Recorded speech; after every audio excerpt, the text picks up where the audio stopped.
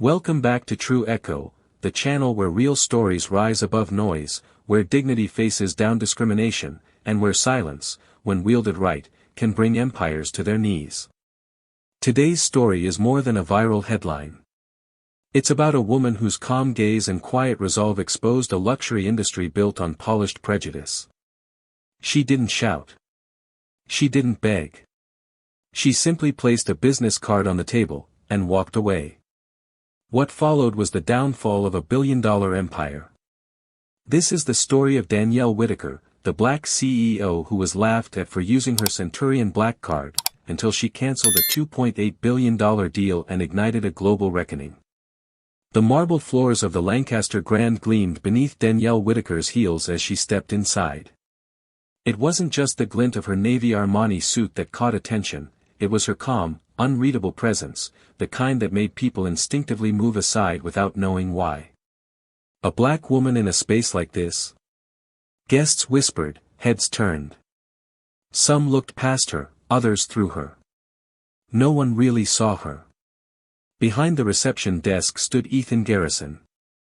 White. 30-something. Impeccably groomed and trained in the art of five-star service, but with eyes that weighed people against an invisible scale.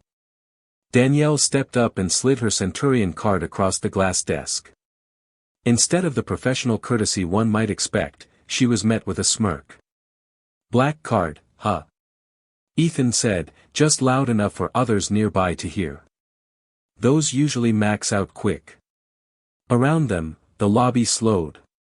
A few heads turned. Danielle said nothing. Her silence was a scalpel. Ethan continued, as if offering her a favor, we have a deluxe room. The suite you booked didn't go through. Probably an issue with the card.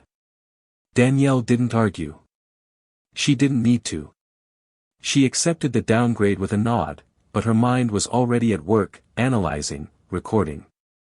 Ethan thought she was just another black guest who got lucky with a corporate credit card. What he didn't know was that Danielle Whitaker was the CEO of Dominion Equity Partners, one of the largest private equity firms on the East Coast. And she wasn't here to sleep. She was here to assess whether a $2.8 billion deal with Lancaster Grand would proceed. In the next 48 hours, every word, every look, every minor act of discrimination would become evidence. And by the time the sun set on that lobby again, Ethan Garrison would wish he had asked her name before opening his mouth. Danielle Whitaker didn't unpack that first night. She sat quietly at the desk in her downgraded room, room 916, not the penthouse she'd reserved, and typed her observations into a secure file. Every detail, the receptionist's tone, the deliberate misplacement of her reservation, the public mockery of a titanium card that few in the world could dream of holding. But this wasn't new to her. Danielle had walked through lobbies like this across 5 continents. Places that welcomed wealth but recoiled from it when it came wrapped in brown skin. She had learned long ago that injustice often wore a smile, and that the most dangerous discrimination wasn't loud, but professional, procedural, polite. The next morning, Danielle dressed not in another power suit, but in something softer, gray cardigan, simple flats, a conservative dress. The kind of outfit that made hotel staff drop their guard. She wasn't here to impress. She was here to confirm. At breakfast, she approached the lounge where VIP guests were served, where her executive booking should have granted her access. But the hostess, a young woman with a clipped tone and a clipboard held like a shield, blocked her path. Sorry, this area is reserved for premium-tier guests, she said, glancing at Danielle's room key. You're not on the list. I'm in room 916, Danielle replied, holding up the key card. Executive package. The woman barely looked. It doesn't show on the system, ma'am. Danielle didn't argue.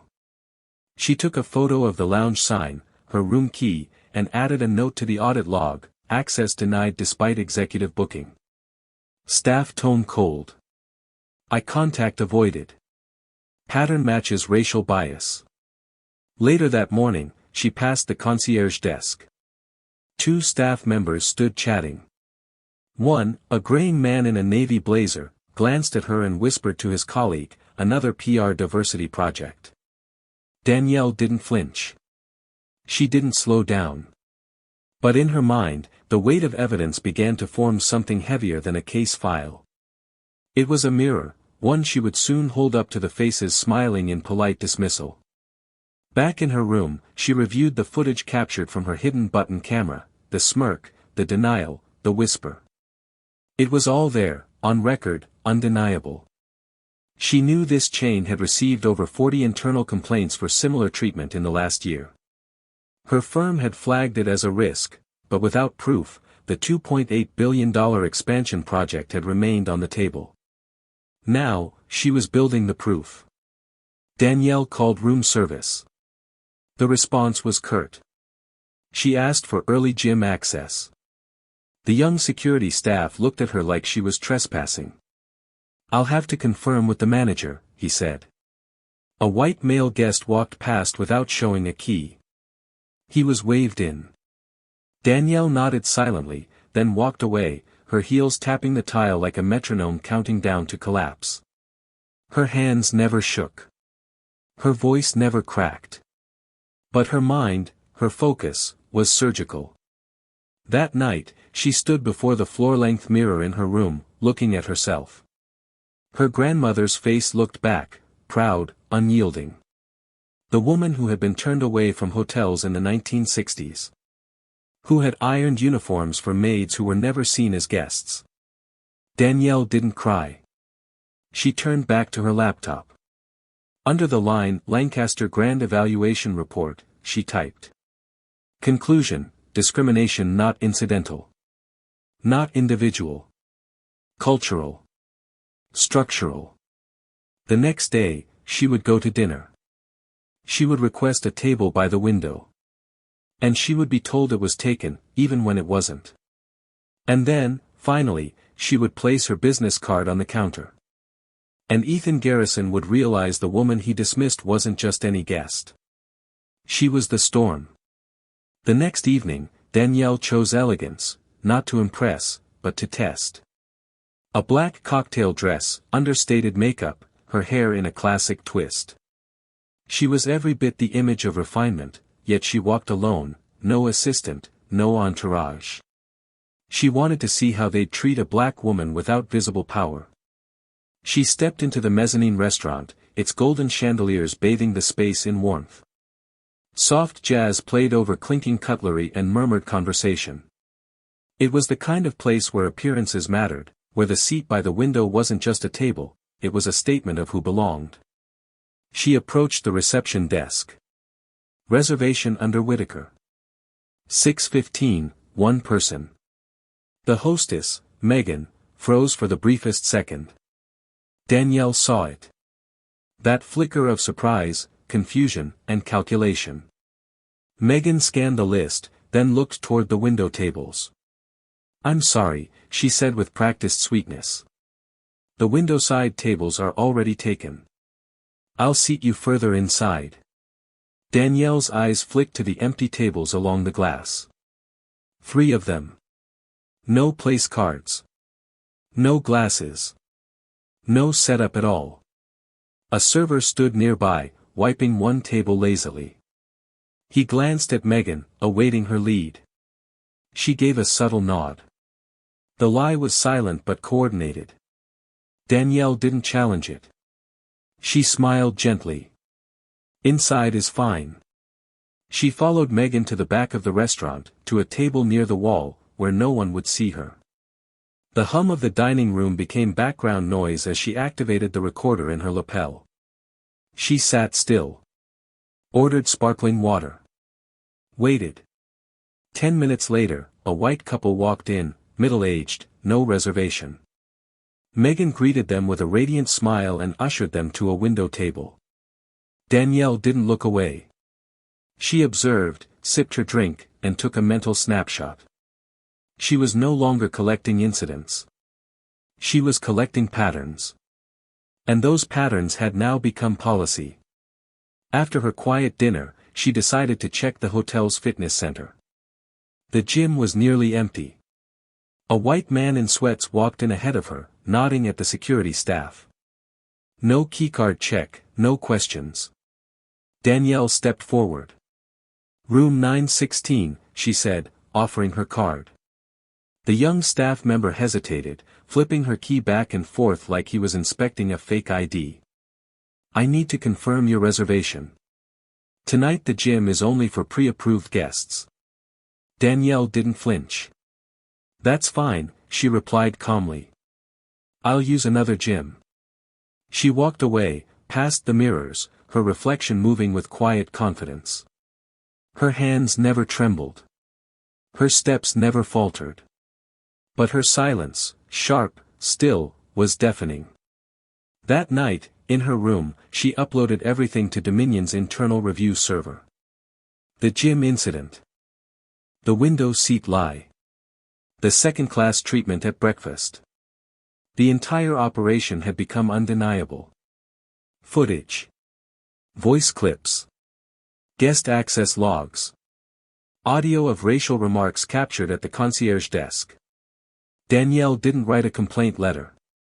She drafted a report, 47 pages, bulletproof, damning. She attached documents, time-stamped photos, surveillance observations. Final conclusion: Lancaster Grand's discrimination is not a flaw. It is a feature. She clicked send. The report was delivered to Dominion Equity's legal team, ethics board, and crisis communications division. And then, she placed one solid black business card on the desk beside her laptop. Tomorrow morning, she would walk down to that same reception desk. And this time, she wasn't checking in. She was delivering the verdict. 7:55 a.m. The Lancaster Grand's lobby buzzed softly with the shuffle of business travelers and the clink of luggage wheels. It looked like any other day. But for Danielle Whitaker, it was the end of silence. She stepped off the elevator in the same navy blue suit she wore on her first day, sharp, commanding, without apology. The silver triangle pin on her collar, a mark of the Global Fairness Review program, glinted faintly in the soft morning light. Ethan Garrison was behind the reception desk again, typing idly, clearly unprepared for the hurricane about to land in front of him. He looked up and forced a smile, polished, rehearsed, artificial. Good morning, ma'am. How can I assist you today? Danielle didn't smile back. Good morning, Ethan, she said, each syllable crisp and slow, like a scalpel through paper. I'd like to know why I was treated like a fraud here. Ethan blinked. I'm not sure what you mean. No, she said, tilting her head. Let me remind you. The sarcastic remark about my Centurion card. The downgraded room. The denied lounge access. The comments from your concierge. The table already taken, in a half-empty restaurant. The gym restrictions. The pattern. A pause followed, too short to be silence, too long to ignore. A few nearby guests stopped mid-conversation. The concierge froze in place. The woman behind the luggage cart glanced over with wide eyes. Danielle reached into her purse and drew out a small, thick rectangle, black with a silver trim. She placed it on the glass counter in front of Ethan with slow precision. It made no sound. But the air shifted as if thunder had just cracked overhead. He looked down at the card. Danielle A. Whitaker. Senior Director of Global Equity Compliance. Dominion Equity Partners. Ethan's face drained. He stared. Then blinked. Then stared again. I didn't know. Danielle cut him off. I didn't come here for your excuses, she said evenly. I came to inform you that Dominion has submitted our final evaluation of Lancaster Grand's ethics profile to the board.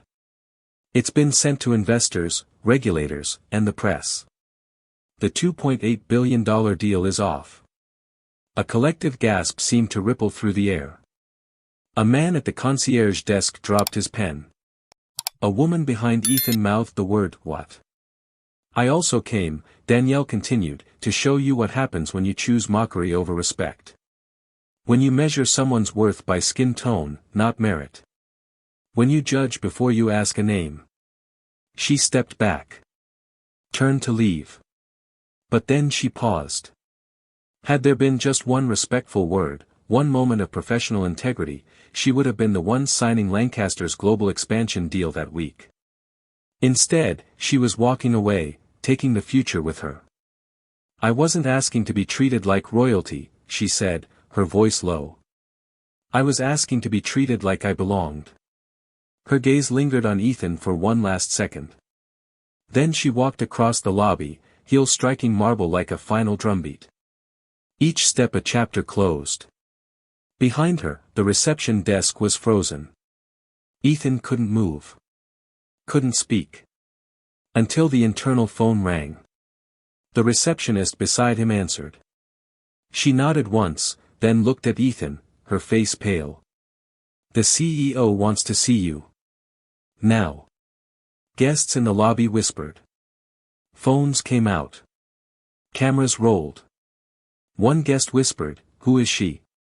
Another replied, "Whoever she is, she just destroyed $1 billion deal." 10 minutes later, the video was online. Black CEO confronts luxury hotel over racial bias, cancels $2.8 billion deal. Watch what happens. Danielle was already gone. She hadn't raised her voice. She hadn't made a scene. She had simply delivered truth.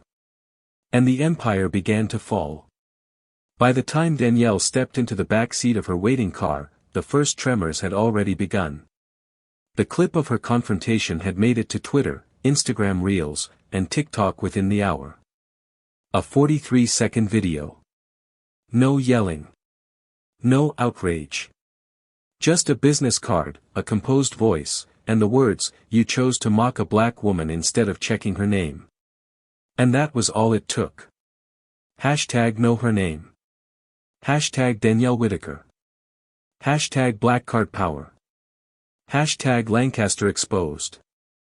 The hashtags exploded across platforms. Within 2 hours, the video had 3.2 million views. By noon, it passed 10 million. In the comment sections, stories poured in. I was denied service at Lancaster because I wore a headscarf. My dad was asked to pay up front when no one else was. I worked housekeeping. Ethan once told me to use the service elevator so I wouldn't be seen. They didn't know Danielle. But they knew what she represented. She didn't just speak for herself, she spoke for them. And they rallied behind her with the fury of those who had been silent too long. At 12:47 p.m., Dominion Equity made its official statement. Dominion Ventures hereby withdraws from all active negotiations with Lancaster Global Holdings due to confirmed ethics violations inconsistent with our corporate values. Attached was the 47-page audit Danielle had completed. Every incident timestamped. Every policy violation logged. Every piece of silent discrimination exposed. The hotel lobby, once a sanctuary of polished manners and glass chandeliers, was now a war zone of panic. Phones rang non-stop. Reservation cancellations flooded the system. A luxury travel agency immediately pulled 17 exclusive events planned with Lancaster locations. Upstairs, the Northeast Regional CEO, Richard Coburn, received back-to-back calls. First from Dominion's legal team. Then from investors. Then from the media. The third call broke him. Dominion's ethics board was making the report public. By the time he hung up, his hands were shaking. The reputation he'd built over 20 years was gone. Not because of poor service. But because he'd ignored 43 separate internal complaints from black employees and guests in 18 months. Because he hadn't listened. Because he thought silence would protect the brand. By 1:45 p.m., he was suspended. Ethan Garrison didn't even last that long. When he returned to the front desk after his meeting with Coburn, he was met by a woman in a gray suit and 2 security officers. They handed him a termination notice. No ceremony. No second chances. You are no longer employed by Lancaster Grand, she said flatly. You are not to contact staff or guests. Your building access is now revoked. Guests watched as Ethan was led through the side corridor, his face pale, his expression hollow. The same man who mocked a black woman's presence now stood on the other side of a locked system, judged not by skin color, but by actions. And the consequences were just beginning. That afternoon, Business Insider ran a piece titled, $2.8 billion lost in 72 hours, How One Black Woman's Business Card Destroyed a Luxury Empire. Other headlines followed. Danielle Whitaker, the quiet force who brought down Lancaster. Discrimination doesn't always scream. Sometimes, it walks out the door. CNN, BBC, NPR. Talk shows. Financial analysts. Civil rights groups. They all picked up the story. But Danielle said nothing. She didn't post a statement. She didn't grant interviews. She didn't go live or release a memoir. Because she didn't need to. The world was already listening. And Lancaster Grand was already falling. The day after the video went viral, the Lancaster Grand's marble floors were still polished, the chandeliers still sparkled, but no one looked up to admire them anymore. The brand was crumbling, not from fire or bankruptcy, but from something far more dangerous to the elite, truth. Within 48 hours, Lancaster Global Holdings stock dropped by 26%. 3 major investment groups announced they were freezing all partnerships. An international airline canceled its vacation package contracts. A luxury magazine pulled an upcoming cover story featuring Lancaster's CEO. But it was what happened behind the scenes that revealed just how deep Danielle Whitaker's influence ran. At Dominion Ventures headquarters in Washington, D.C., a private 42-minute meeting was held. No reporters. No press conference. Just data, ethics, and one quiet woman at the center of it all. At 10:43 a.m. the chairwoman of Dominion's board delivered the verdict.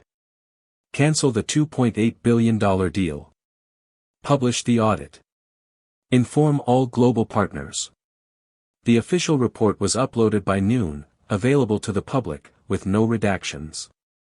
It read, in part, Lancaster Grand demonstrates a pattern of racial and class-based exclusion throughout multiple flagship locations. These actions are not isolated, but systemic. Dominion Ventures does not invest in castles built on exclusion. The hotel industry was stunned.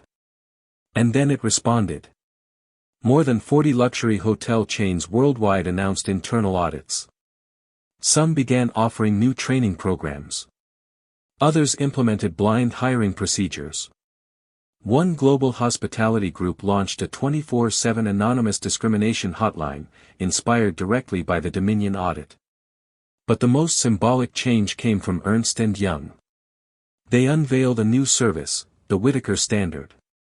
A rigorous ethics audit designed to root out unconscious bias in the hospitality industry. In their press release, they said, one woman placed a business card on a front desk and started a global shift. Meanwhile, in business schools from Harvard to INSEAD, a new case study was added to their ethics curriculum, the Lancaster collapse. It wasn't just about loss. It was about how unchecked arrogance, even in a place dressed in 5-star decor, could be fatal. And through all of it, Danielle remained silent. She declined a Time magazine cover. She turned down 3 awards. She refused a TED Talk. Because, as she told her team in a private meeting, this wasn't about me. It was about everyone who's ever walked into a room and been treated like they didn't belong. Her presence became iconic, not because she chased the spotlight, but because she never needed it. And yet, while the world applauded her strength, another story unfolded in the shadows. Ethan Garrison's name trended for days, but not the way he'd imagined. Old tweets surfaced. Posts mocking black card wannabes and guests who look like staff. Former co-workers shared stories, how he always had a tone, how he trained new staff to be careful with certain types of guests. Screenshots flooded the internet. LinkedIn blocked his profile. Hospitality platforms blacklisted his name. Even when he tried to apply for jobs under a new identity, someone recognized him, snapped a photo, and uploaded it to Reddit with the caption, "The face of a billion-dollar mistake." Ethan disappeared from public view, retreating to a remote cabin town. No social media. No phone. No legacy but shame. But Danielle? She kept working, same desk, same 15-inch screen, same cup of black coffee. No sugar. Her only desk decoration. A single black and white photo of her grandmother, a woman who once folded sheets in a Mississippi hotel and was kicked out when white guests learned who she was. Danielle never forgot that story. And she never let it define her. Because she knew, some revolutions don't need to roar, they just need to stand tall, say nothing, and let the system collapse under its own weight. 3 weeks after Danielle Whitaker walked out of the Lancaster Grand without raising her voice, the shockwaves were still being felt in boardrooms from Manhattan to Munich. The collapse wasn't a one-time scandal, it had become a global reckoning. Luxury wasn't just being redefined, it was being held accountable. Across LinkedIn, executives who had once bragged about exclusive deals with Lancaster were now silent. Emails leaked from inside Lancaster Global Holdings showed panic, lost investors, terminated partnerships, and calls from journalists asking one impossible question: how did you not know who she was? The truth? They did know. They just didn't care to look past her skin. But someone else did. In the days that followed, applications to Dominion Ventures from HBCU graduates tripled. Young black professionals rode in droves to thank Danielle for doing what they couldn't, for making the world take notice. One intern candidate, a 22-year-old accounting major from Spelman College, wrote, "Miss Whitaker didn't scream. She didn't demand. She didn't even correct them when they assumed she didn't belong. But she made the world stop and listen. That's who I want to become." Danielle never responded to the public. But in her office, she read every letter. Some she framed. Most she archived. All of them mattered. And while Danielle kept her silence, others began to speak for her. A branding expert said on Bloomberg, Lancaster didn't fall because of one bad employee. It fell because Danielle Whitaker forced the world to see what it had trained itself to ignore. A civil rights leader tweeted, "She showed us that the front desk is not just a desk. It's the first line of justice, or injustice." The CEO of a rival hotel chain publicly thanked Danielle in an open letter and committed $5 million to bias training and diversity audits, citing the Whitaker standard as their new benchmark. But Danielle wasn't watching the news. She was reviewing a logistics deal in Nairobi, mentoring a junior analyst, and preparing Dominion's next ethics audit, on an international airline whose staff had reportedly downgraded black passengers without cause. Because for her, this wasn't a victory. It was a beginning. She once told a colleague in a private meeting, "They expect us to shout. But sometimes the most powerful thing you can do is hand someone the truth and watch what they do with it." And she did. No lawsuits. No press tour. No compensation demanded. Just one black business card. One final report. And a refusal to be made small in a place where she absolutely belonged. As for Lancaster Grand, their hotels still stood, but their brand was a ghost. A warning taught in classrooms, whispered in investor meetings, and remembered every time a front desk worker glanced up and hesitated at the sight of a guest who didn't fit their assumptions. Danielle Whitaker had become more than a name. She had become a standard. And somewhere in the world, when another woman of color walks into a luxury hotel, and is greeted with genuine respect, not fear, not skepticism, not silence, it will be because someone remembered what happened the day a woman stood alone in a lobby, placed a business card on the counter, and brought down an empire with calm, with truth, and with unwavering grace. Danielle Whitaker's story reminds us that injustice doesn't always roar. Sometimes, it whispers through sarcasm, policy, and polite exclusion. But it also reminds us of something greater, that silence doesn't always mean surrender. And that justice, when rooted in truth, can reshape an entire industry. As Danielle once said, "I didn't do it for myself. I did it for the thousands who walk through doors where they're never seen." What about you? Have you ever been dismissed, disrespected, or underestimated because of your skin, your voice, your name? Share your story in the comments. Let your voice be the next echo. If this story moved you, subscribe, share, and spread it. Because here at True Echo, we believe real power isn't in shouting.